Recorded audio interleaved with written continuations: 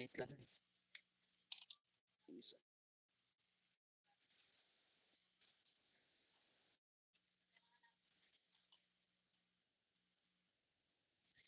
Tayo napakasimpleng topic lang. So, we just needed, kailangan natin pasimplihan lang. Tano. So, ang kailangan lang po nating malaman when we are talking about seepage is yung tinatawag nating flow nets. Ano pa? So, ano po ba yung flow nets natin? So, sabi po dito, yung flow nets daw po natin is what? Yung flow nets daw po natin is a combination of number of flow lines and equipotential lines. So, sir, ano naman po yung flow lines? At saka po yung ating equipotential lines. Ano po? So, according sa ating meaning, ano daw po yung flow lines natin? Yung flow lines daw po natin, is a line along yung water particle daw po natin magta-travel galing sa upstream papuntang downstream. Di ba usually yung tubig natin lagi siyang bumubulusok papunta sa taas, pababa? Tama ba? Kaya yung pinaka-lower part, kaya nagbabaha lagi sa main campus, tama kapag umuulan, nagagets? Kasi mababang portion yung sa main campus natin eh. Tama ba? Ano? So kung mapapansin, yung tubig natin, hindi naman siya magpo-flow pababa, papunta pataas. Gets? Yung tubig natin, lagi siyang magpo-flow from the top or doon sa pinakaitaas, papunta sa baba. So yun lang daw po yung flow line. Yung water particle daw po natin will just flow or will just travel pamula upstream papunta ng downstream. Hindi ko alam kung bakit hindi gumuguhit dyan. Late ba yung akin? Late ba yung aking ano dyan? Tamo nga ngayon gumuhit yung sa downstream. What is happening? Naguhit Ano po, pa? sir. So kung titingnan po dito, sorry. Naguguhit po siya on time, sir. On time naman sa inyo. Or baka sa akin lang may problem. But anyway, sige. So dito, kung titingnan natin yung ating illustration, di ba sabi na yung tubig daw magmumula sa ating tinatawag na upstream, yung pinaka-upper part or pinakamataas na part ng tubig, magpo-flow daw siya papunta ng downstream. Okay po, or yung mababang ahag ng tubig natin. Clear tayo sa ating tinatawag na flow line? Clear naman. Ayan, medyo okay naman na siya sa akin. Late na. Clear naman yung ating flow line. So again, yung flow line po natin, kapag gagawa tayo ng flow line, para siyang pa-smiley na curve. Clear po. So yung flow line po natin, kung nasaan po yung upstream, doon po siya magmumula papunta ng downstream. Clear po tayo doon? Any questions regarding kay flow line? Clear naman. And then, ano naman po yung equipotential line? So, sabi po dito, kapag sinabi po natin equipotential line, it is a line along at which the potential head at all points is equal. So, kung kanina yung ating flow line pa smiley, yung ating equipotential line, pasad naman yung drawing na or malungkot. Pabaliktad ng smiley. Clear po? And then, ano po sabi dyan? Kapag daw po naglagay tayo ng piezometer at any point dito sa tinatawag nating potential, equipotential line, again, kapag daw po naglagay tayo ng mga piezometer at any point dito sa ating equipotential line, yung magiging reading po ng ating piezometer will just be equal. Kung mapapansin, itong piezometer na to, nasa equipotential line na to. Itong piezometer na to, nasa intersection ng equipotential at blue line. Again, nasa isang equipotential line sila. Kung mapapansin nyo, yung reading ng piezometer nila, iisa lang. Clear.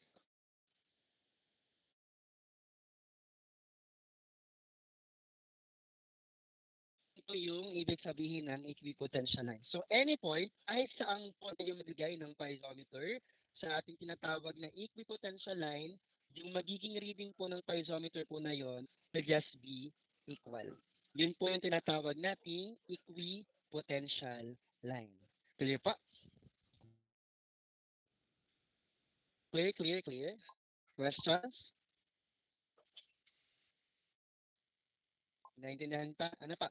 And then, okay, balik tayo dun sa tinatawag nating flow net. Since may idea na tayo kung flow line, may idea rin po tayo kung ano po yung equipotential line. Kapag po, dinrawing po natin sila sa isang graph or sa isang figure or sa isang illustration, ganito po yung kalalabasan niya. Itong nasa right side. So ito po, since combination na po siya ng flow line at saka ng equipotential line, ano, yung flow line natin dito, ano pa, yung flow line natin sa part na to is yung ating solid blue line, and then yung ating equipotential line is yung broken blue line. Ano pa? So since sinabi natin, kapag po tinawag natin or sinabi nating flow net, siya po ay combination na flow line at saka equipotential line. So itong part na to, masasabi natin na nakagawa na tayo ng flow nets. Pa, clear? Questions? So, ganun lang siya kadali. Okay, may idea na tayo kung paano siya gumawa. Now, mag-dig deep tayo kung ano po yung flow line or kung paano po or kung ano po yung malaman or kung ano po yung mga nilalaman or kung ano po yung mga fun facts about flow line. Okay po. So, first bullet. So sabi po dito, yung area daw po between two flow lines is tinatawag daw po nating flow channel. Again, yung blue or yung solid blue line po natin, yun po yung tinatawag po natin na flow line. So ito, flow line to, tama ba?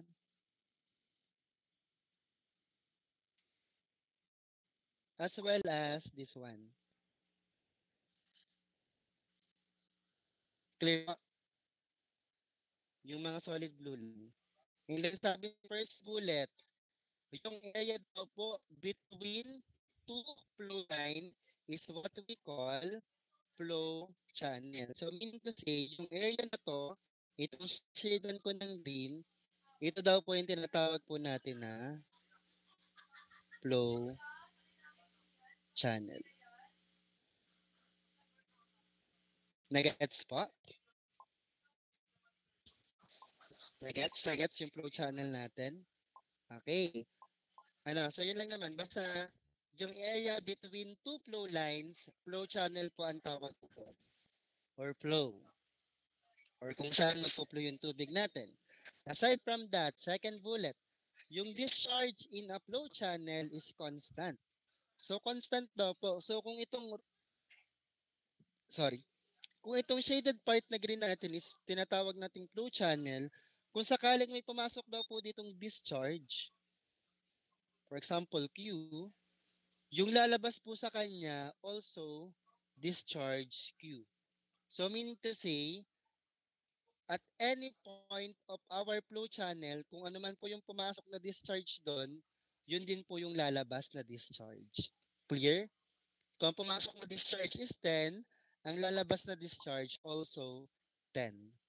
Kasi nga po, yung discharge na po sa flow channel natin is constant. Clear? Nagets bullet number 2? Okay pa. Next mo, bullet number 3. Yung flow daw po, hindi daw po pwedeng mag-occur across flow channel. Hindi daw po pwedeng mag-occur across flow line. Ano pa? So bakit po? Yung naka-red dyan, i-assume natin na siya ay solid. So kung siya ay solid, hindi po makaka-penetrate dyan yung water. So kung hindi po makaka-penetrate yung water dyan, hindi po, imposible pong mag-flow yung tubig doon sa ating flow line. Clear po? Yung red dyan, yung ginuhit ko na red, siya po ay solid.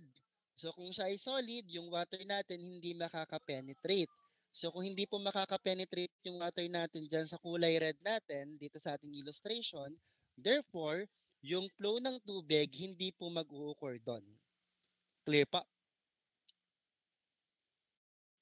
Clear, clear, clear? Okay. Bullet number 4. Impermeable boundaries are flow lines. Alin po dito yung impermeable boundaries na tinatawag? Nasaan po ba yung ating impervious layer? Nasa baba. Boundaries. So, boundary siya ng water tsaka impervious layer. Impervious layers. So, itong part daw na to, itong line FG, consider daw po siya as flow line.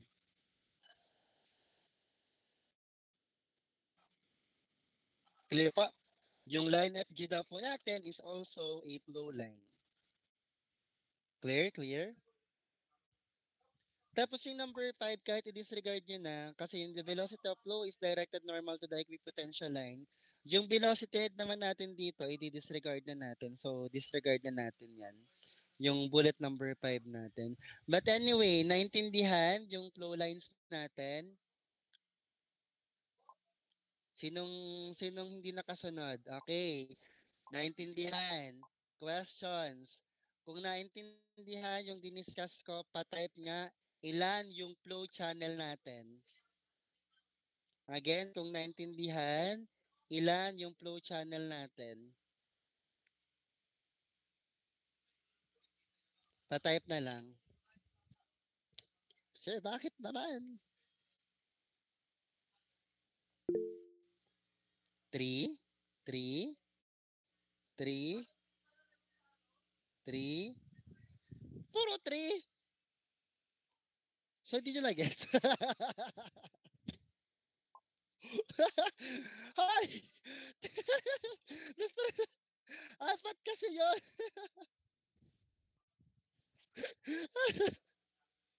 Ala, sinabi. If our love in a hopeless. Hydrogen. Oh, bakit naman nagka-hydrogen? Hindi for yan. Hindi ko lang talaga nilagay yung isa. Kasi di ba impermeable boundaries, when we say impermeable, nakaka-penetrate po ba yung tubig doon? Siguro kaya nalito. Sige, sige. Hindi kasi ako nilagyan dyan. Tama ba? Kapag impermeable, sabi nga natin, kapag permeable, nakaka-penetrate yung tubig. Hindi kapag impermeable, hindi nakaka-penetrate yung tubig doon. Why? Pansin nyo ba yung sheet pile sa gitna?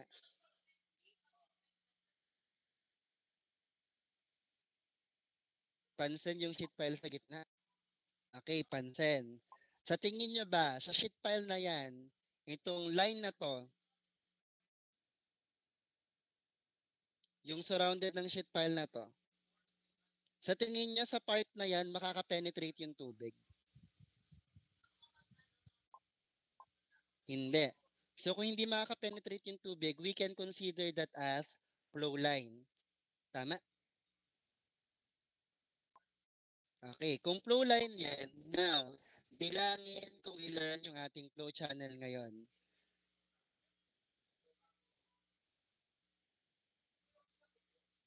Very good. Wow, para bata. Yan, ano. So, gets na kung bakit apat? So, doon sa flow channel natin, or yung tanong ko kanina kung ilang flow channel natin, apat po yon. Kasi nakalagay naman na dito, number of flow. Apat. Hindi nagbabasa ang mga batang array. Sir, nasa ano na pala, nasa presentation. Tapos isisihin ako, sir, bakit hindi po given? Ba, magbasa kayo. Saan ang gunting ko? Nagets pa? Hindi ko na natimplo kape ko. Intindihan? Clear tayo kay Flowline? Alam na, marunong na magbilang. Kaya magbilang. 1 to 10. Kaya naman magbilang ng 1 to 10. Ganun. Hindi! Grabe na kayo. Wala na magbilang. Kaya na makapagbilang ng flow channel. Yan naman. Sige, sige, tingnan natin. Ano pa? Anyway, hindi pabangkin ko lang yung ano tawag dito. Lagi ko siya inuuto. Ala, nawala! Nawala ng wifi. Wait lang. Sige, lagi ko siya inuuto kapag ako yung uuwi. Ba't nawala? Ba't nawala yung presentation eh? Gawa ng... Oh, iniram niya lagi yung aking problema pa. Wait lang ha. Yung aking iPad. So, before niya mangiram, kailangan niya muna magbilang ng 1 to 40. So, 4 years old pa lang naman siya. Pero at least nakakapagbilang. So, hanggat di niya nabibilang yung 1 to 40, di ko binibigay yung iPad. Kasi hinahayaan ko na siya mag-tantrums. Bahala siya sa buhay. Pero kapag nabilang naman niya, binibigay ko naman. So, yun lang. Para at least ay, ano pa din. Tapos may time limit lang siya.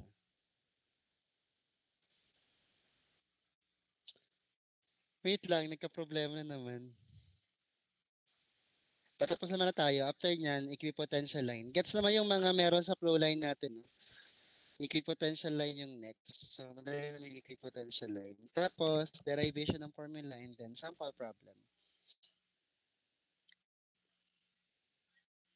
Tapos may mga dalawang formulas lang yung tatandaan nyo dito. So, imagine kung gaano kadali yung inyong final exam. Pero since part ng final exam ninyo yung 29 formulas, kasama pa rin.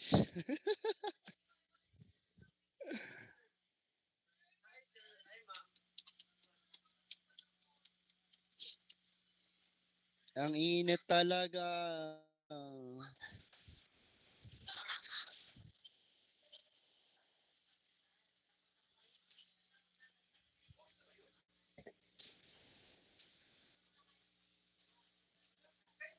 May reno dyan, sir. Magpalaman kayo dyan.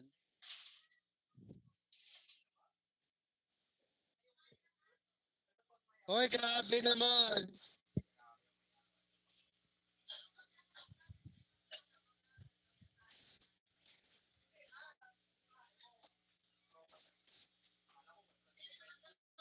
Naririnig yung si Ma'am Rugi. Hindi ba Ma'am Rugi?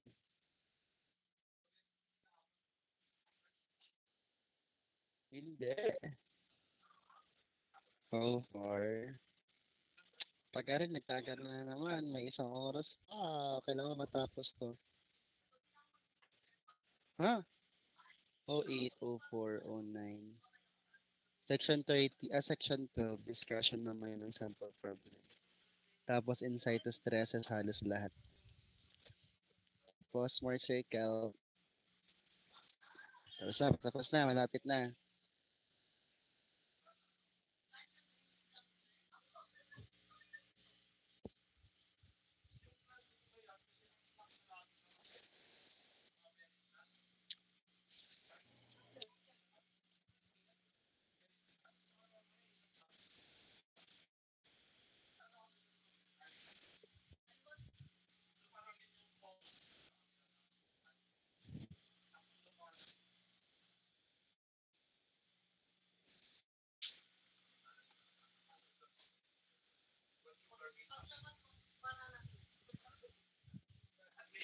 Wait lang, class. Ano ito?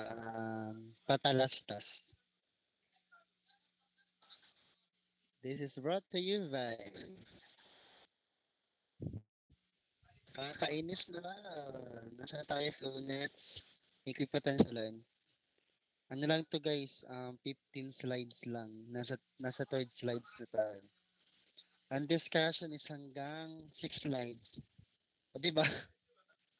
Tatlong slides na lang. Tapos na, ang discussion natin.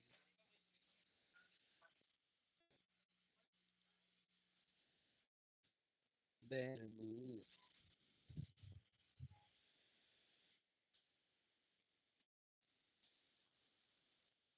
Play tayo kay Flow Lines.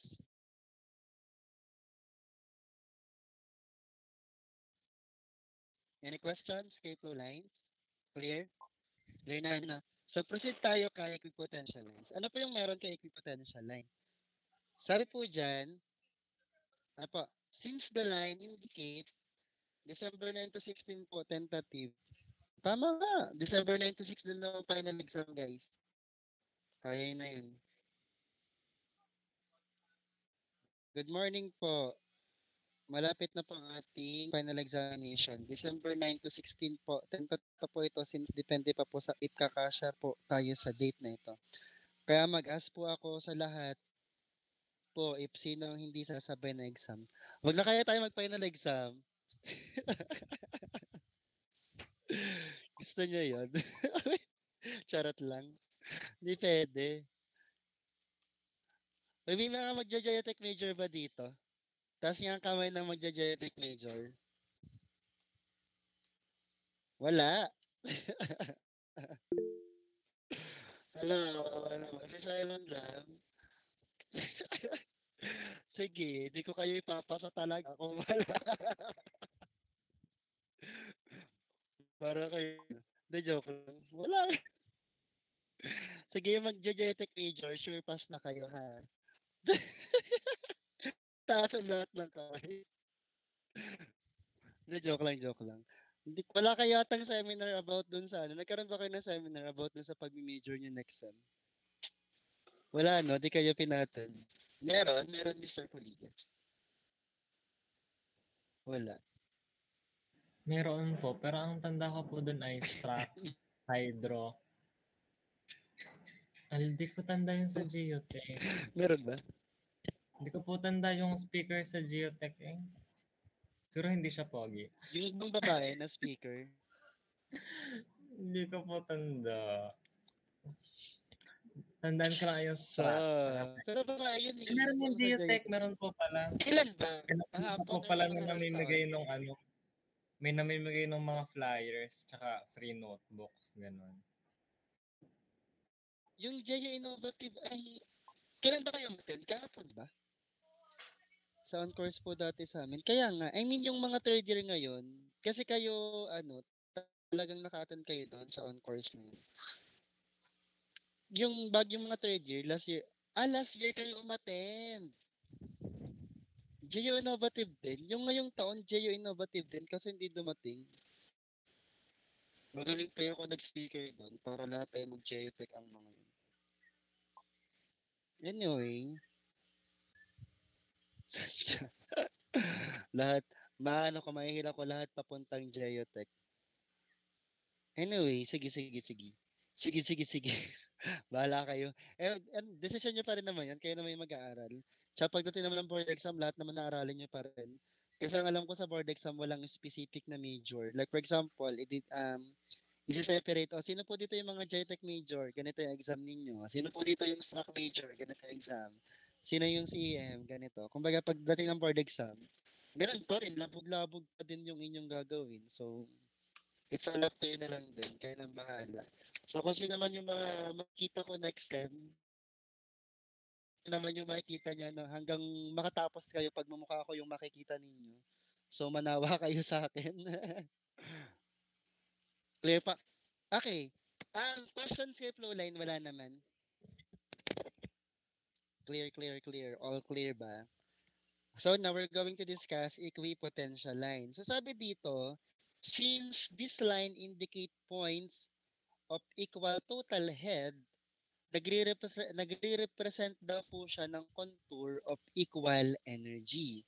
Again, yung line daw po, di ba ito equipotential line? Itong broken line natin, di ba po equipotential line po ito? Dito na tayo.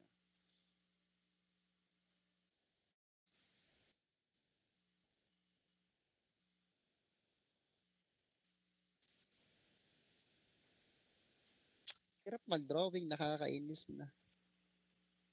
Di ba equipotential line to? Clear?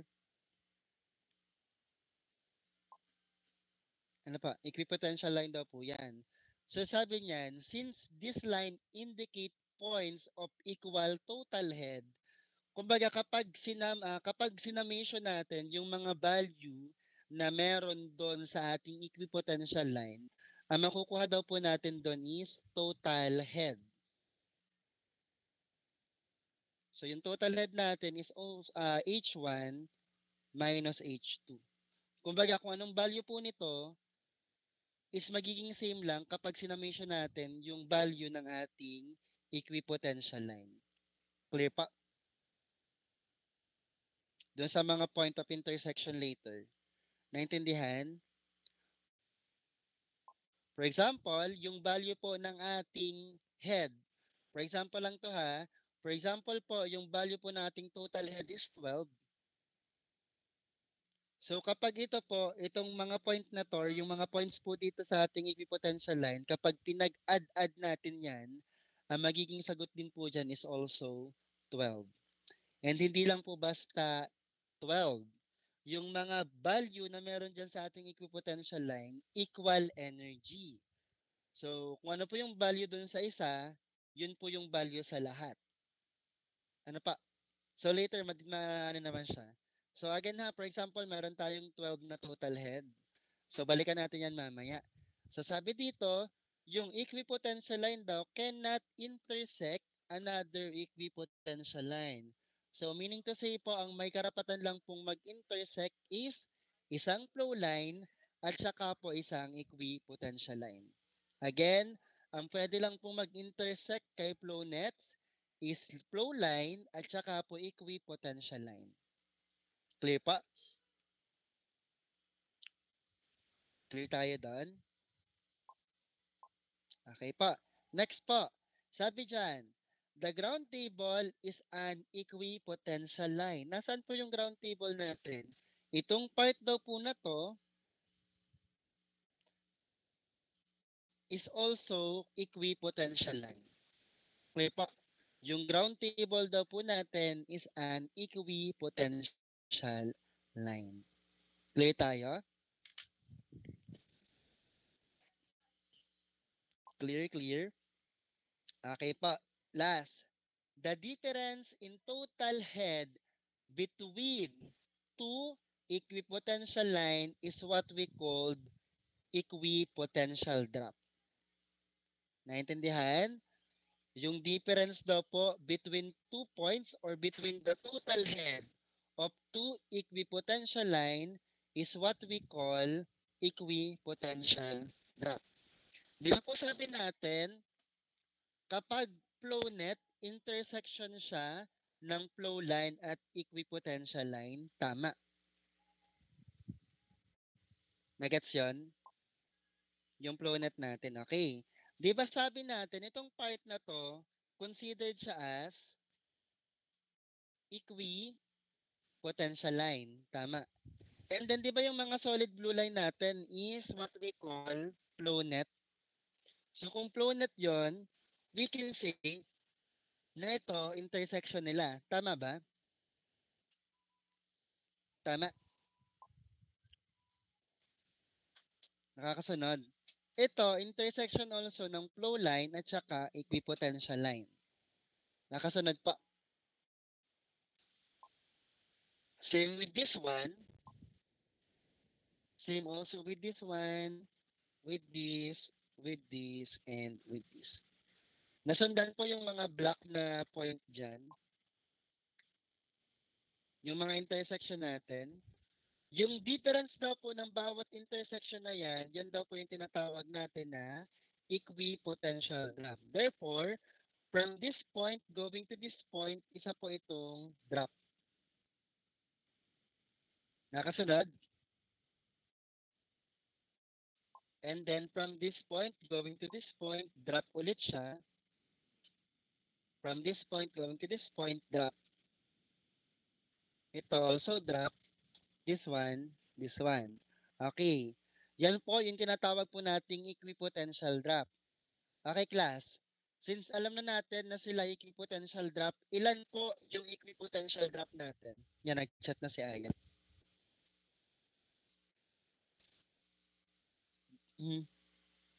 Okay, pasensya na pat hindi po nakapagpara po kanina. Medyo nahihilo lang po at naikot paningin ko. Paano naikot ang paningin? Umiikot yung mata niya, ganun. Pero papasok naman po ako sa 1 to 4. Okay. Kasi yung 1 to 4, di pa natin sure kung mapapasukan. 6. Nagets kung paano magbilang ng equipotential drop? Clear tayo doon. Okay. Kung 6 yung ating equipotential drop, yan po yung i-divide natin sa total head. So, ang gagawin dyan, total head, which is dito sa ating Assumption, yun ay 12 divided by number of drops. So 12 divided 6, ang sagot ay 2. Therefore, bawat drop merong value na 2. Clear pa? Yun po yung sinasabi sa first bullet natin. Clear? Sabi dyan, they represent contour of equal energy. And then yung equal energy po na yon, kapag sinamation natin, yun po yung ating magiging total head. Kung bawat drop may value ng 2, and then kung yung ating kung 6 yung ating drop, so 6 times 2, yung total head natin is 12. Nasundan po yung equipotential line natin. Nagets po? Any questions? So far, carry naman yung nagiging discussion natin. Mga bata, carry. Na-absorb pa naman.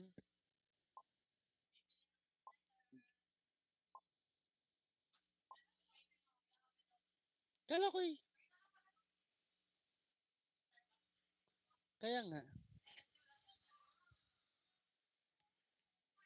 Okay, since we already discussed the flow line and also the equipotential line, so sabi nga natin, when we say flow nets, it is a combination of flow line and equipotential line. So pagsasamahin lang natin.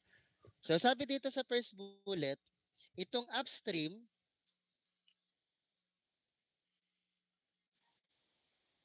as well as itong downstream natin, they are also considered as equipotential line.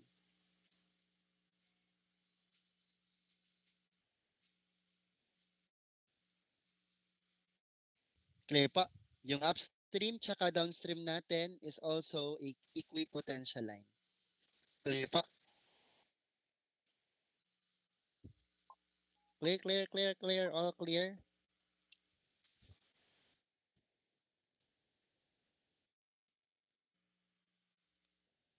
Okay. Tapos, yung flow line daw po natin, kapag nag-intersect daw po siya dun sa ating equipotential line, they form right angle. So, ibig sabihin, yung bawat intersection na yan, kahit hindi siya mukhang right angle, sila ay naka-right angle. Kaya kung magbabasa kayo ng books, yung ating flow nets, tinatawag siyang approximate square. Ano pa? So, anong square? Di naman po square yung ano dyan, yung itsura niyan. Kaya nga po approximate square, mukha siyang square. Clear pa? Clear tayo dyan. Naintindihan ka? Ano? So, sabi, yung intersection daw po ng flow line at saka daw po ng ating equipotential line, nakakaform daw po sila ng right angle. That's why yung mga intersection natin dyan, yung mga box-box na nakikita nyo dyan, tinatawag po siya approximate square. So when we say approximate square, kapag nag-drawing po tayo ng bilog, for example, kapag nag-drawing tayo ng bilog sa part na to, yung bilog natin lalapat sa apat na side ng ating square. Yun po yung tinatawag nating approximate square. Clear pa? Bullet number 3 na-discuss naman na kanina, yung boundaries of an impervious layer or surface is also a flow line. Tapos, sabi dyan, yun nga, ganun din, yung paapat na bullet, equipotential line intersect flow lines at right angle. Tapos po ulit, yung flow line, bawal mag-intersect sa kapwa flow line. Yung equipotential line, bawal mag-intersect sa kapwa equipotential line. Kay flow nets, ang pwede lang pong mag-intersect ay flow line at saka po equipotential line. Clear tayo?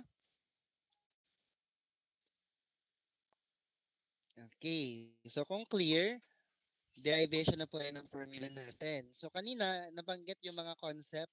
So based dun sa mga napag-aralan nating concept, dito na po tayo makakapag-form ng formula natin. Clear? Okay. So para po makapag-form or para po makakuha tayo ng formula or para makagawa tayo ng formula kay C page, ang gagawin po natin, itong part na to,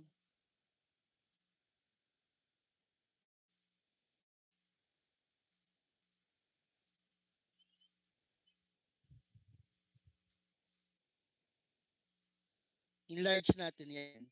Clear pa? Kumbaga yung portion na yan, tatapyasin natin. And then yan yung pag-aaralan natin para makaform tayo ng formula. Clear pa? Na-gets? Yung may mga broken line na ano dyan. And then, kung mapapansin nyo, dyan sa aking ginawa, meron tayong tatlong box. Isa, dalawa, tatlo. Clear? Paano ko kaya mapapalit ang ano na rin? Clear tayo dyan. Meron tayong tatlong box. Nakasunod. Okay, enlarge natin. Tadan! Ganyan. So, ito yung unang box natin. That's why meron siyang L1, L1 or Q1.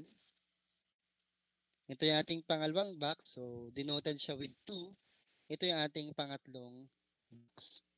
Clear pa? Tandaan niyo ba yung unang slide natin? Sabi dyan, yung discharge daw po natin all throughout the flow channel is constant. Tama? Yung discharge daw po dun sa ating flow channel is constant. Ang dami. Constant. That's why, magkakaroon tayo ng ganyan. Delta Q is equal to delta Q1 na pumasok kay delta Q2 na pumasok kay delta Q3, lalabas po ulit siya as delta Q. But, they are just have the same value. Clear po? Clear? Nasundan yon. Kaya nagkaganyan siya. And then, try natin kuhanin ito.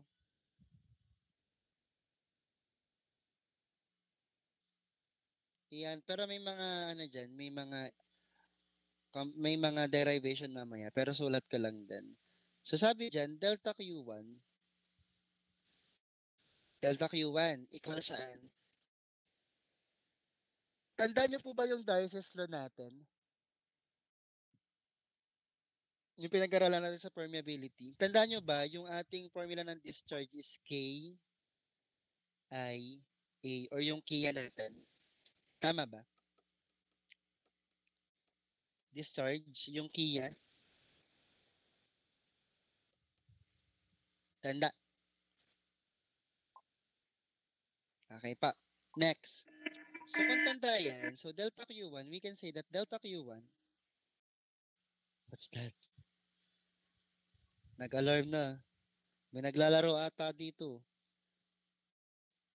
Ano yung, tanda nyo yung formula ng ating hydraulic gradient? Yung I.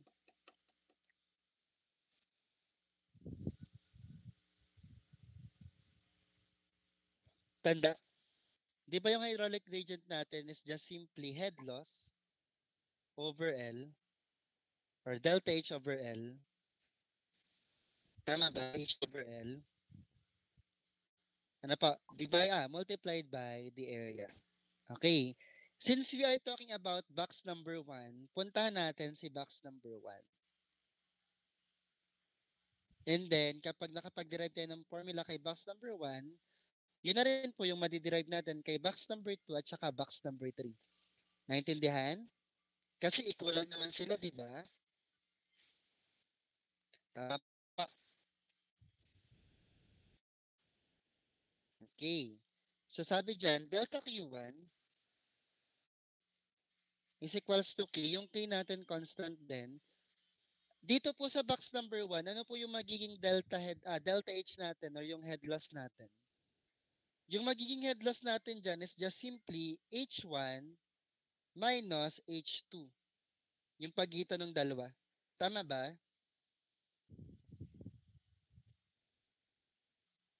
Nasundan po yung delta H natin. Delta H natin is just simply H1 minus H2. Clear pa? Paano po yung L? Dito sa ating illustration, ano po ba yung length nito? Di ba ang length nito is ito, yung L1? Tama po ba? Therefore, yung ating H1 minus H2, i-divide natin kay L1. Nakasunod? So, tapos na tayo dun sa ating Hydraulic gradient. Sir, paano naman po yung area? Yung area na tinutukoy natin, hindi itong area na to. Pare, hindi yung area ng box na yan. Yung area na tinutukoy dyan is itong part na to.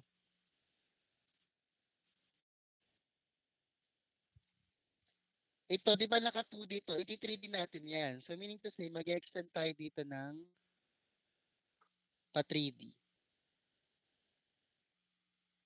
Kasi dapat, yung discharge po natin is naka-perpendicular dun sa ating area.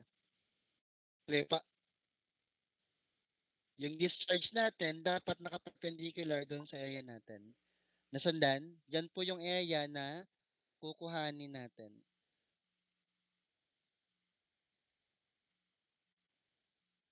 Nasundan po. So, since yan ay area, alam natin na meron itong value. Tama, anong value nito? Siya ay also L1. Tama po ba? Ito lang siya eh. So, siya ay magkakaroon tayo dito ng L1. And then, sir, paano po itong part na to? Ano pong value nito? Itong value nito, ang gagawin natin dyan, 1 meter strips. So, therefore, ang magiging value nun is 1 meter. Nakasunod? Kung bakit nagka-1, para magka-area ito, magiging 1 meter strips.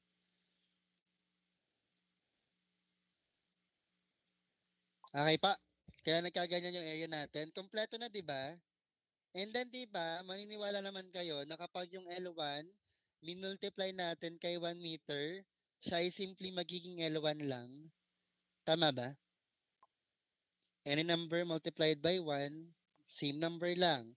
Therefore, we can say that delta Q1 is also equal to K H1 minus H2 over L1 multiplied by L1.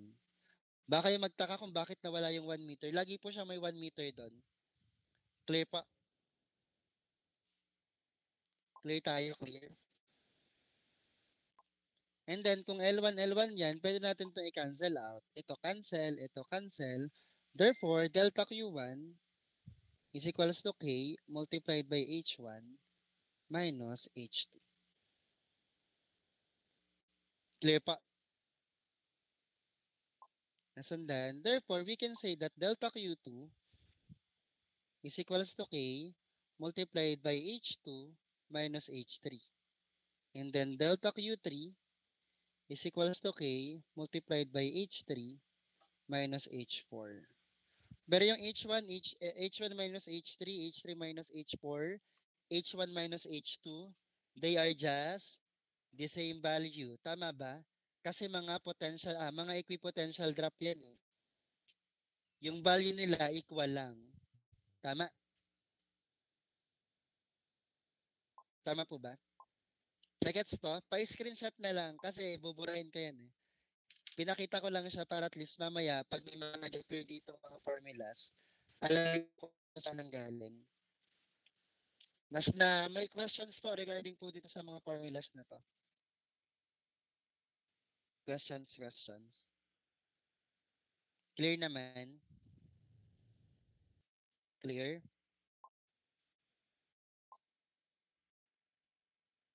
Okay. Burahin ko ha. Pa-screenshots na lang. Hindi ko sino may copy. Humingi na lang kayo doon sa may copy. Okay pa. So, nagets naman kung paano siya ginawa. So, mangyari dyan, ganito. Di ba ito lang din yung ginawa natin kanina? Ito para sa L1. Ito pa H4 ha. Ito para sa Q1. Ito para sa Q2. Ito para kay Q3.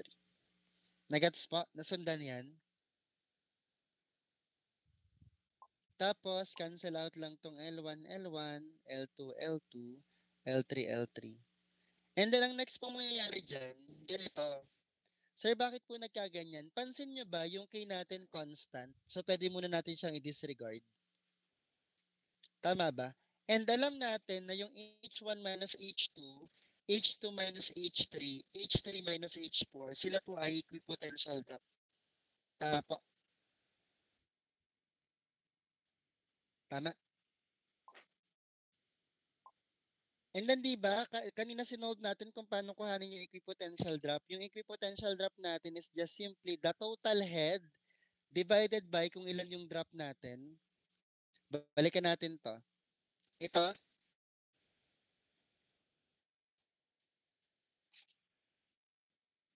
di ba sabi natin dito, is yung isang drop na to is equal saan? Dito sa ating total head, tapos binilang natin kung ilang drops, so siya yung ating number of drops. And then kung babalikan natin ito, itong mga, yung H1 minus H2, H2 minus H3, H3 minus H4, sila ay considered as isang drop. Tama ba? Nasundan po yun. Considered po sila as drops. Kaya nagkaganyan sila. Clear pa? Therefore, we can say yung discharge dito sa isang flow na to, magkakaroon tayo ng ganyang formula. Why? Di ba ito lang siya? Tapos sabi natin, di ba ito yon? And then sabi natin, yung H1, sabi natin itong H1 minus H2 is equal dito. Nasundan po? Kung bakit nagkaganyan yung formula na yan? Again, isang flow sila. Iisang flow lang yan. So, para makuha natin yung total discharge, anong gagawin natin? I-multiply natin saan? We're going to multiply it saan? Sa number of what? Para makuha yung total discharge, saan natin i-multiply itong formula na to?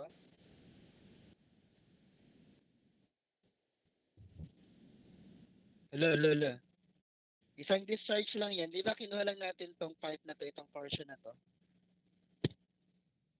Isang flow channel lang siya.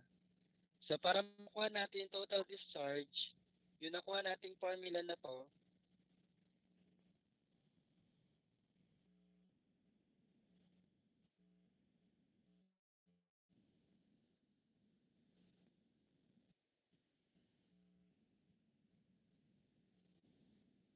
so para makuha natin yung total discharge, i-multiply natin siya sa number of flow channel. Nasundan po?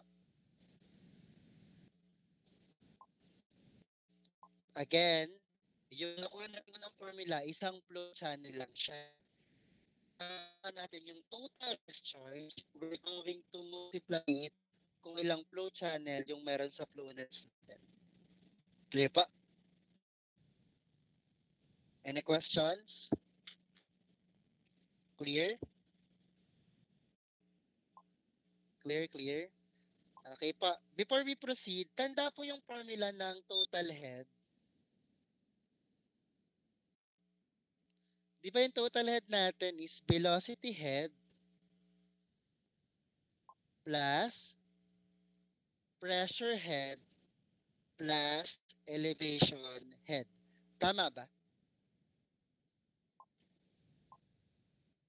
Tama. And then sabi natin yung velocity, disregard na natin. So walang velocity dito.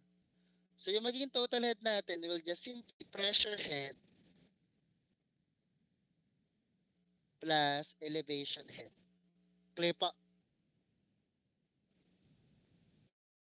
Nasundan? Clear?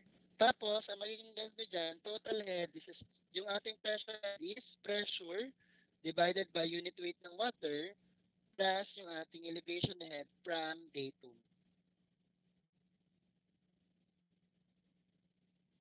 Clear tayo dyan? Yung mga formula na tandaan nyo, screenshot nyo na lang din itong slide na to, yung may mga nakasulat. Clear tayo? Clear? Question po, before we proceed sa ating sample problem. Questions. Clear na. Kaya na, sample problem tayo para mas maintindihan yung ating mga pinag-aralan ngayon. Any questions? Wala naman? I'm willing to entertain and to answer your questions. Wala. Clear. Sure. Ano? What? La la la la. La la la la. Okay na? Sample problem ngayon or mamayang hapon na lang? Hindi naman magturo. Sige, sample problem number 1. Sir, ngayon na po. 30 minutes na lang. Ubusin na natin itong 30 minutes. Okay pa. So, sample problem number 1. Given the flow net, so given na yung flow net ha, again, yung pa-smiley, flow line. Yung pa-sad, equipotential line. Ano pa? Baka imano, sir, wala na po yung broken line. Parehas po bang flow line yan? Bawal nga mag-intersect ang dalawang flow line, di ba? So, yung isa dyan, flow line, yung isa, equipotential line. Clear pa? Clear? And then, kung gagawa po kayo or kung kayo po yung gagawa ng flow net, kung ilan po yung inyong flow line, ganun din dapat po kadami yung inyong equipotential line. Ano pa? Naintindihan? Kung kayo yung gagawa. Kung gaano kadami yung flow line nyo, ganun din dapat po kadami yung inyong equipotential line. Okay. So sabi dito, given the flow net, assume the hydraulic conductivity is 10 raised to negative 4 cm per second. The sheet pile is 13 meter long. The thickness of the soil is 10 meter. Yung kapal daw po ng soil is 10 meter. And then, yung sheet pile daw po natin is nilubog halfway through the soil. Therefore, yung sheet pile daw po natin, nakalubog po siya ng 5 meters doon sa soil. Clear pa? Again ha, yung sheet pile daw po natin, nilubog ng 5 meter dito sa ating soil. Halfway Therefore, itong tirang to, ito ay also 5 meters. Kasi di ba sabi, yung soil natin is 10 meters. Nakasunod? Clear pa? And then sabi dito, a total head difference is 6 meters. So ito daw, yung difference daw for yung total head natin is 6 meters. So 16 minus 6. So ay siya ay simply 6 meters lang. Clear pa? Clear? The total head difference of the water separates both sides of the sheet pile is 6 meters. First question, try nyo nga itong alamin. What is the total head at point A? Again, we are talking about head. Total head. Pwede kayo mag-solve, pwedeng hindi. Ano po, or ano daw po yung total head natin kay point A? Pati daw ito.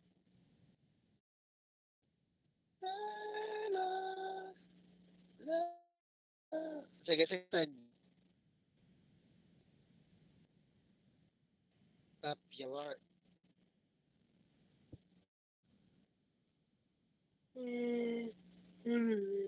Good morning. Dalawin ko po dyan ang jacket niyo.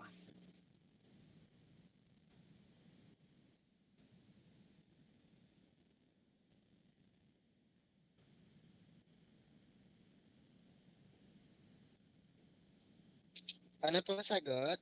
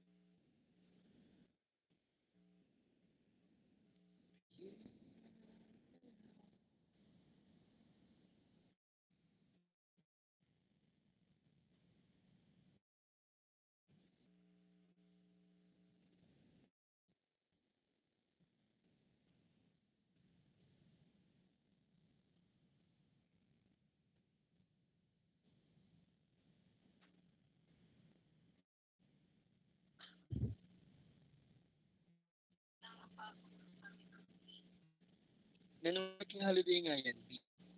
Pero wala pa naman na. Hindi ko alam kung may pasok or wala. Baka. Hindi na pwedeng i-makeup plus.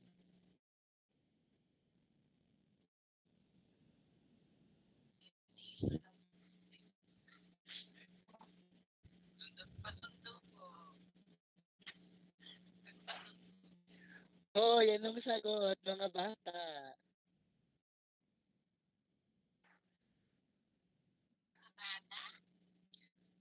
Hala, hala, hala. 9.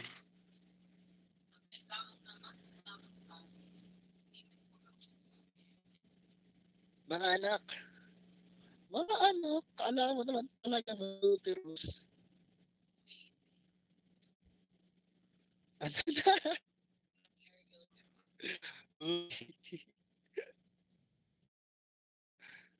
Ala, ala, ala, ala, ala, ala. Ano sagot?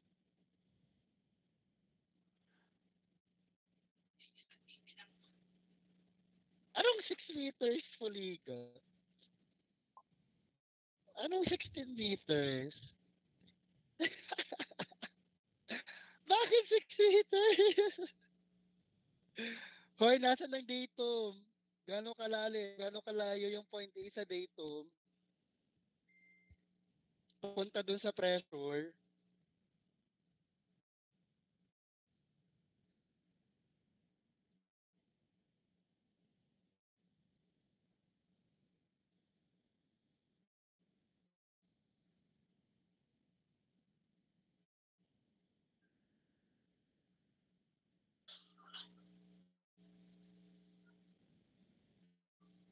Naghalo na, Andre. So, mamaya lang ata mag-solve. Sa 1 to 2 natin. Para before ako mag-panel, nagsasolve tayo. So, feeling ko maganda ngayon na natin i-solve para kay tulog na lang mamang alauna. Siesta time talaga yun. Siesta time yun, matulog na lang kayo mamayang 1. Ano, good morning sir. Nagpapaalam lang po. Nasa FDC po ako now. Nagtetek po for center. Baka po hindi po Hindi ko na meet yung 1 hour niyo po si God. I-schedule ko na lang kayo ng ano. Sige lang. Ano nga sagot? 16. Hoy, sinabi ko na yung formula kanina. Di ka ang formula natin kanina. Total head is equals to pressure head, which is pressure over unit weight ng water plus elevation head from the datum. Di ka pa. So, since we're talking about total head kay point A, total head kay point A, paano natin makukuha yung pressure kay point A? Di ba simply, acceleration due to gravity na 0.81 multiplied by, gana ba ito kakapal? Di ba tayo 6 meters? Tama. Yung pressure na na-acquire ni point A, multiplied by 6. Tama po ba? Divided by, since naka-metric tayo dyan, yung unit weight natin is 9.81. Plus, again, elevation head natin is from datum papunta sa point. Ito yung datum natin, papunta sa point A siya ay 10 meters. Tama po ba? So, plus 10. So, cancel out. Ito ay 6 meters. So, HA is 16 meters. Sasagot po natin ay 16 meters. Nagets? Nasundan po. Nasundan?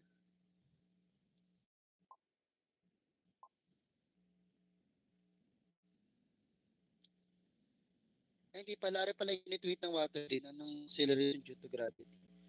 Unit weight ng water times yung kanyang kapal na 6. Clear pa. That's why na-cancel out lang siya. Nasundan po. Ito also, unit weight matter. So, yan. Anong acceleration due to gravity ka dyan? Clear tayo dyan? Okay, try natin. Ano sagot? Kaya naman ito. If the total head at point B is 15, what is the total head at point C? kung ito daw yung point B. Kung si point B daw is 15, ano naman daw po si point C?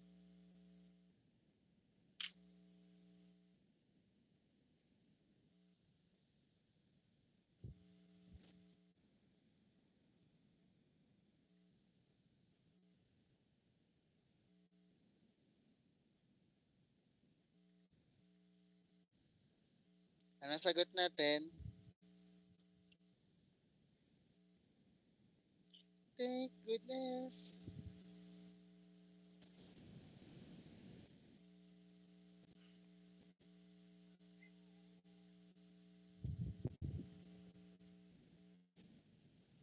$14. How about the others?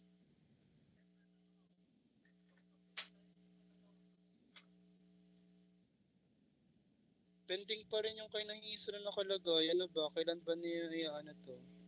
Oh. May schedule na naman ako sa December 2. Depends. Ikaw din, B. Ano yun? Tuesday? Uy, wala akong December 1. Wala akong December 1. Funnies. Panghapon, B. Tinan mo nga kung sinong group 52 tsaka group 22.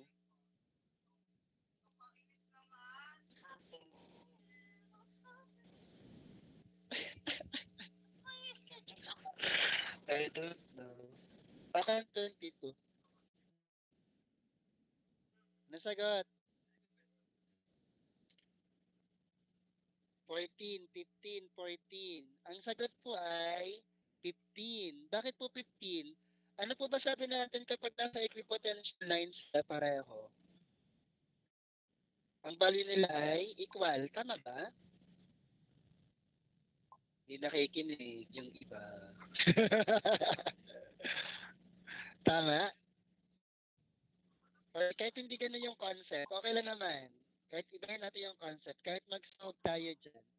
Di ba? Hindi pala natin masasolve kasi yung distance hindi kaya. Since, di ba sabi natin, kapag nasa isang equipotential line sila,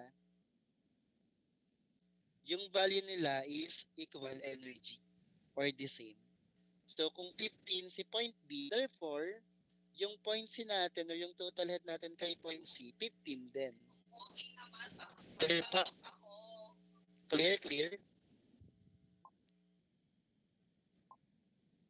December 1, Monday. Wala naman akong schedule ng December 1, di ba? Sa batch 2. Ikaw meron sa batch 2 na December 1. Ako yun sa Friday. Check mo yung group mate, B. Nakasunod pa kay point C kung bakit nagkaganyan. Baka yung iba yung nagsosolve. Ano? Nasa isang equipotential line po sila, so same po sila ng value. Nasundan pa. Okay, ito pa. Ito, pressure yung tinatanong. Ano daw po yung pressure kay point E? Hindi na kung sino makasagot niyan.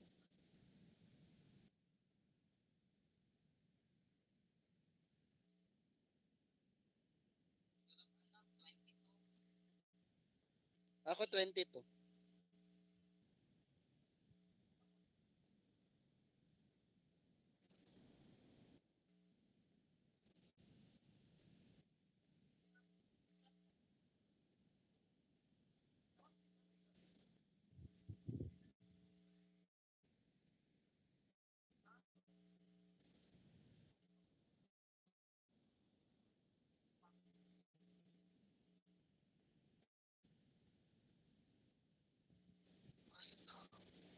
Sino? Pa-type na lang ng sagot. Check natin kung tama. I-try nyo lang. Yung mga formulas na binigay ko, yung total head is equal sa pressure head plus elevation, yun lang yung gagamitin. Ala! Tingnan. For group 22 yan. Perfect.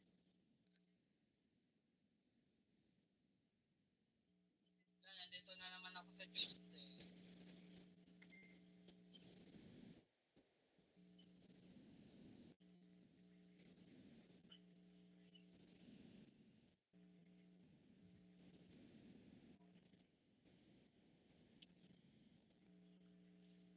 Hindi ka na.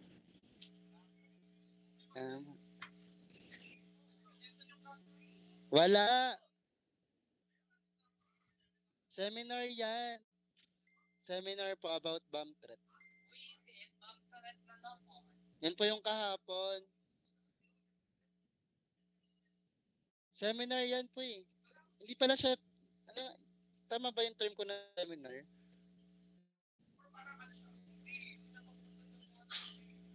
No naman.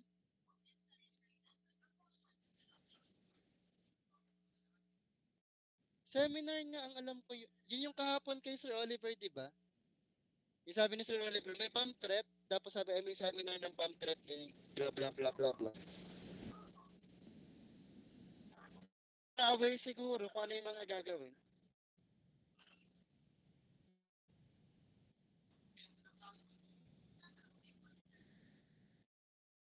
Ano po yun, ma'am? Seminar po yun. Bukod pa po yun, may nag-message po kay Sir Oliver kahapon about po dun sa parang talk something about bomb threats ata. Pero sagutan nyo na. May bomb threat na naman. Uy, 107, bakit? Siya, pag may bomb threat, mamaya ko kayo i-meet. Sa Opo. 107? Ba't ka nagkamali po, Liga, nung ginawa mo dyan?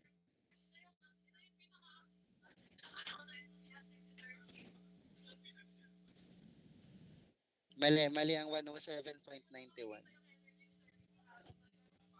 Common sense! Ala, si ate ko. Ginamitan ng common sense.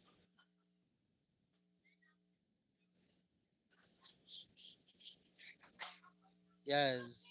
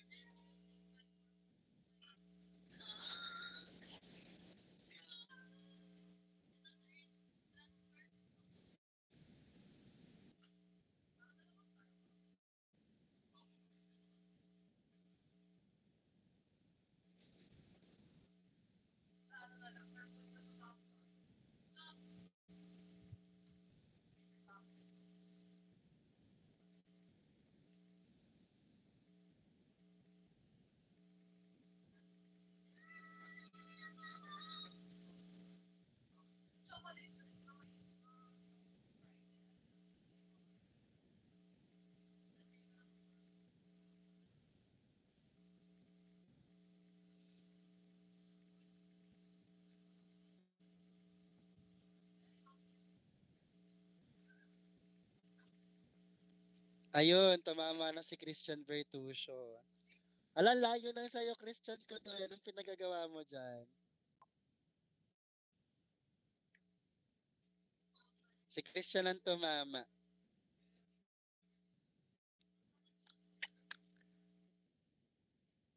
Okay. For you to solve that, ang una nating magagawa dyan is makukuha natin yung elevation head or yung total head ni point E. Tama ba? Ano nga po ulit yung di pala. Ano ba to? Sorry.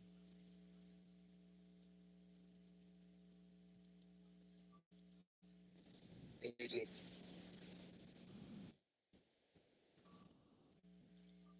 So, una nating gagawin dyan, kukunin natin yung total head ni point E. Paano po? Di ba yung ating formula ni total head is pressure over gamma water plus elevation head. Tama ba? Ang problema, wala tayong pressure, so hindi natin magagamit yan. So, para makuha natin yung total head kay point E, gagamitin natin yung total head ni point A papunta kay point E. Gets?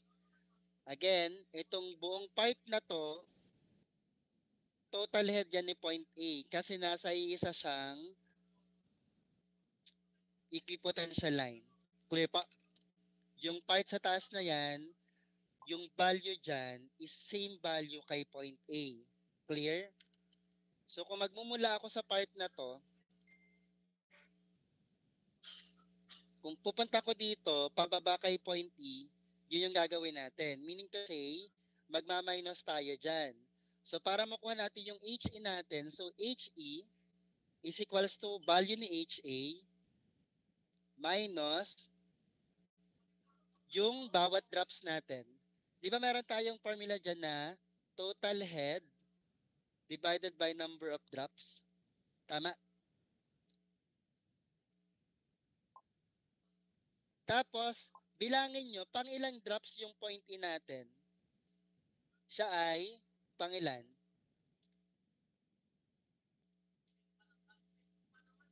Siya po ay pantatlo. Tama po ba? So, di ba ito? From this point, so 1, 2, tapos yung maliit, 3. So, siya ay pang tatlong drops.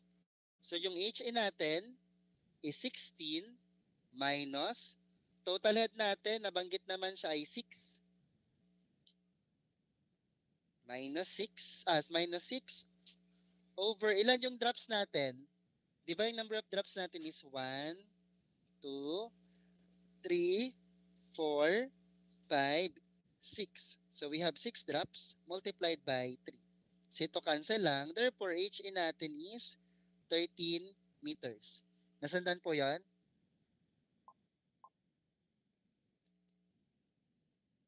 So kung nasundan, ito lang naman siya. 13 meters. May HE na tayo. Tama? Clear? Okay. So now, magagamit na natin yung formula na HE is equals to pressure divided by unit weight ng water plus elevation head ni point E. HE natin, 13 meters equals to pressure.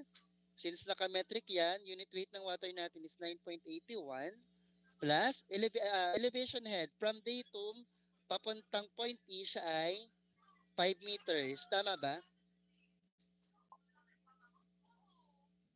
Okay. So, tayo ay merong 13 meters. So, 13 minus 5 tapos times 9.81. Ano po yung pressure natin dyan?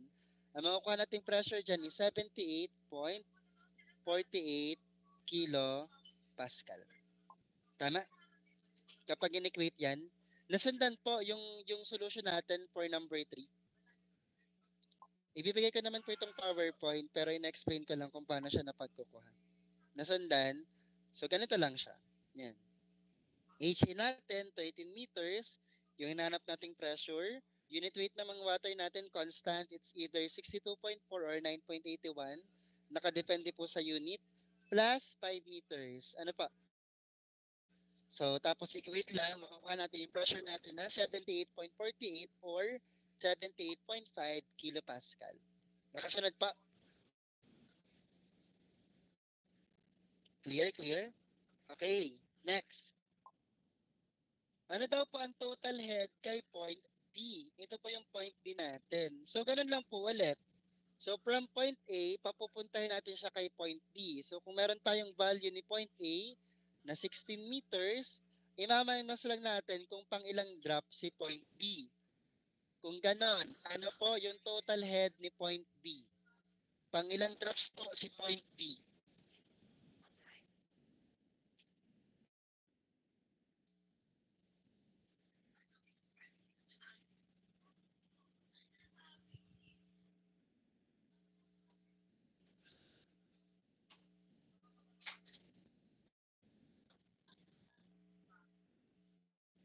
Binagsagot ba? Anong 15? Huli ka wala ata sa mga. Anong to? Diba HD? 15 meters, HD is equals to HA minus total head divided by number of drops. Pang ilang drops po yung point natin pamula sa upstream? Pang ilang drops? 5. So, times 5. Tama. Anong 1? Bakit nag-1 ka? Hoy, Fuliga! Ikaw ay ginugulo mo ako. Wag ka nga dyan. Doon ka sa far away. Mag-exit ka muna ng ano. Mag-exit, mag-exit ka muna ng ating G-Meet. May bomb threat ngayon. Wag mo akong inaano dyan. Baka ulo ko yung sumabog. Gumanda kayo sa akin talaga. 5 kasi. Huwag ka manggulo. Okay guys, 5 yon 5. Ano, so ito yun, from point A, so from upstream, so siya ay 1, 2, 3, 4, 5. Gets pa? Okay. So HD natin, 16 meters minus total head natin is 6. Tama.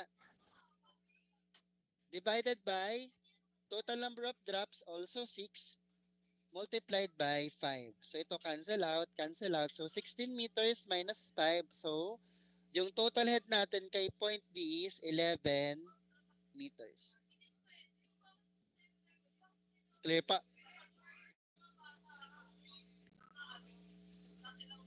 So yan siya. And HD natin is 11 meters.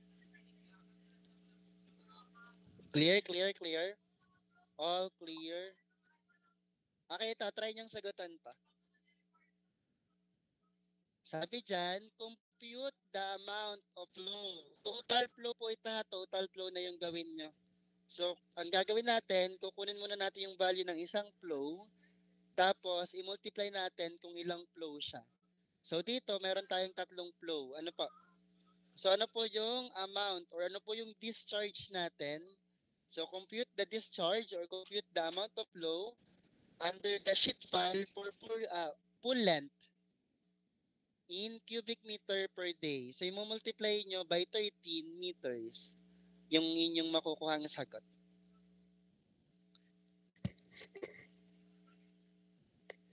Yan nga kung masasagutan. Paano yun? Depends.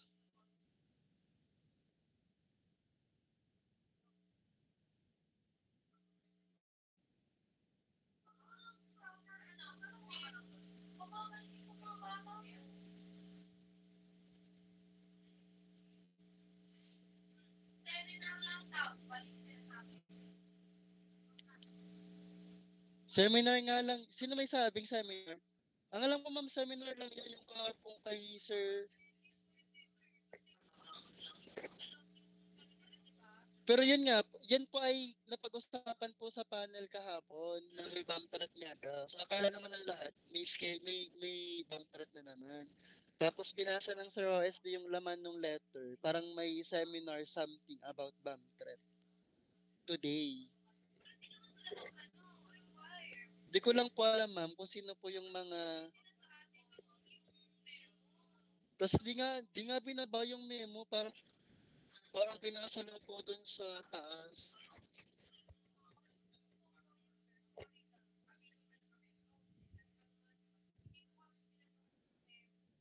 Di ko lang sure ha, pero yun po yung hagip ko kahapon.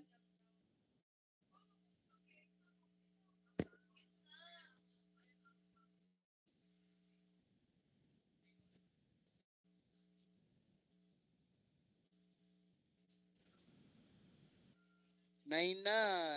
Lilipat na kayo kay Tristan. Anong sagot natin?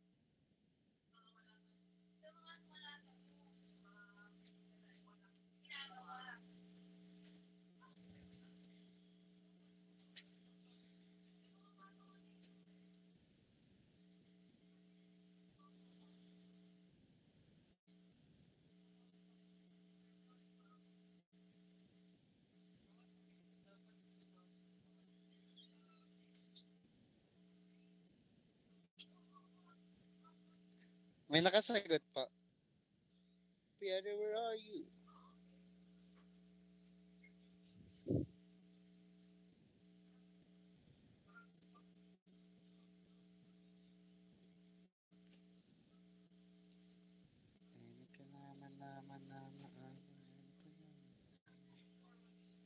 Kuti.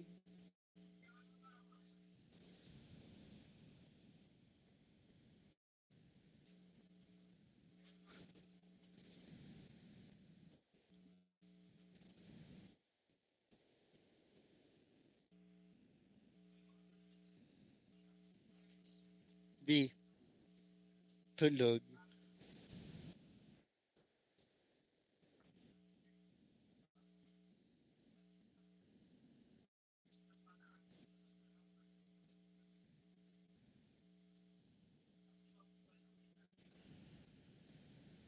Puro kasi mali. Alin ang mali?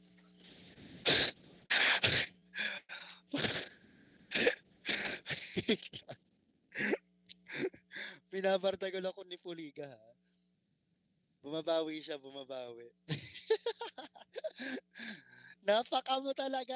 Pag ako nagkamali rin ng upload ng grade mo, pasensyahan tayo, ha? Napaka... Magi... Anong one? No. It will never happen. Tama mo kasi yan. Ini-etchos-etchos mo ako.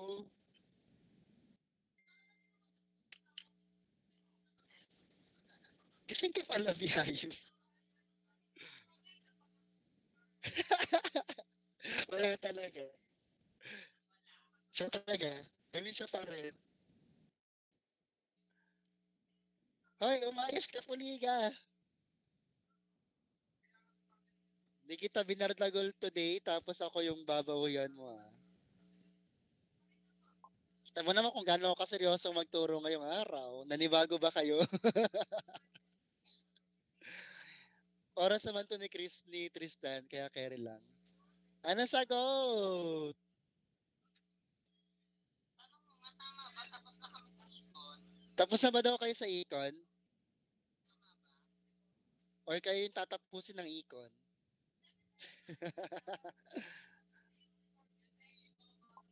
Na-discuss ko na break-even analysis, di ba? Seminar nga yan, sir.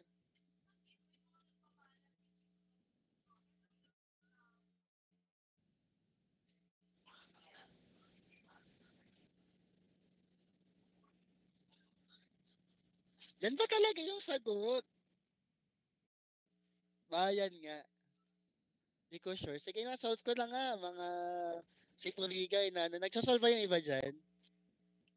Nano ako ni Puligay eh. Nano ba kita dyan? Ayan, meron natin tumama. 3 points. Sabi na, mali si Puliga. Tama ba yan? 3-6. 3-6.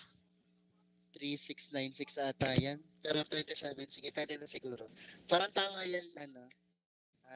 Sino yung sumagot? Nakalimutan. Si Simon. Parang tama. Let's see. Di ba may formula tayo na ganito?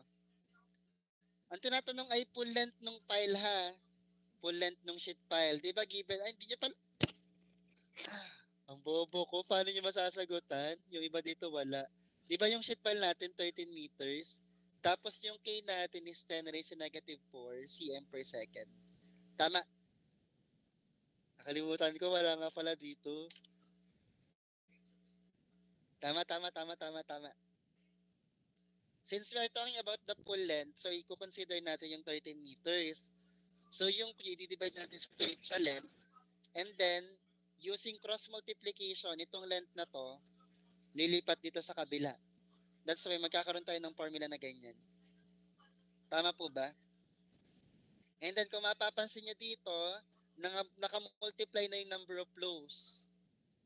Ano po, hindi po isang single, hindi po isang flow channel yung ginamit. Ginamit na po kung ilan yung number of flows natin dito para makuha yung total value. Clear po? So ito po yung working equation natin. So using that, yung K natin, 10 raised to negative 4 cm per second, and then, i-convert ba siya into meter? That's why nagka-multiply dito, or that's why nagkaroon tayo ng multiplier dyan ng 1/100. 1 meter is equals to 100 cm. Okay pa? Clear? Naka-present ba? May naka-present, Mr. Puliga. Second draw ng computation. Yes po, sir. Meron, wala. Meron naman. Tapos yung 6 meters, yun po yung ating total head difference. So 16 minus 10, so 6 meters. Tapos, bilangin po natin yung ating number of flows. Yung number of flows po natin dito is tatlo. So we have 1, we have 2, and then we have 3. Tapos, aside from that, number of drops. Yung number of drops natin, 6. Multiplied by the length of the sheet pile, which is 13 meters. Therefore, yung Q na makukuha po natin dyan is naka cubic meter per second pa, which is 3.90 times 10 raised to negative 5 cubic meter per second. Ang pinapakuha sa atin is cubic meter per day. So yung per second or yung second, i-convert pa natin into per days. Therefore, ang makukuha po natin is 3.3696 cubic meter per day. Ito po yung pinaka-final answer po natin. Clear pa? Nasundan? Clear? Sample problem number 1.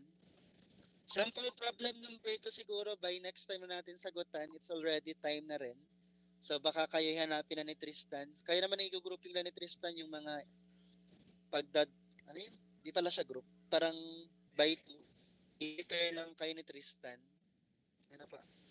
Questions po regarding po dito sa sample problem 1.